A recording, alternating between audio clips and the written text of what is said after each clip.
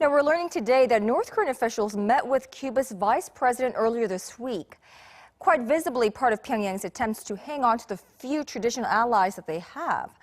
Our foreign affairs correspondent Kwon Soa sheds light on how the North Korean regime is cracking under international pressure.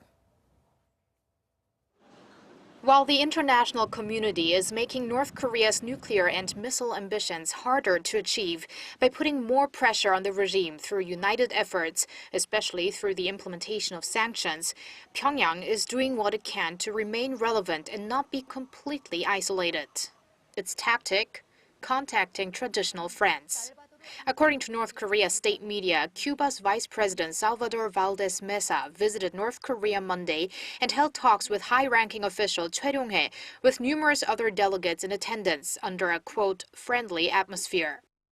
The Korea Central News Agency reported that the vice chairman of the Workers' Party Central Committee said that Pyongyang will work actively toward expanding and developing its cooperative relations with Havana. Experts do not rule out a meeting with the regime's leader Kim Jong-un himself, as Mesa has visited North Korea as Cuban leader Raul Castro's special envoy.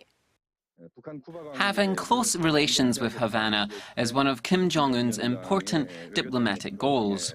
There's a high possibility that he holds a meeting with Cuba, especially as South Korea-Cuba relations have recently developed. The North Korea-Cuba meeting comes less than a month after South Korea's Yoon Byung-se made the first official trip to the communist country as a South Korean foreign minister. Yoon's visit followed President Barack Obama's historic visit earlier this year after the U.S. and Cuba normalized relations, but was also seen as part of Seoul's efforts to enhance relations with countries close to Pyongyang to broaden the consensus on North Korea needing to be denuclearized. Kwon Soa, Arirang News.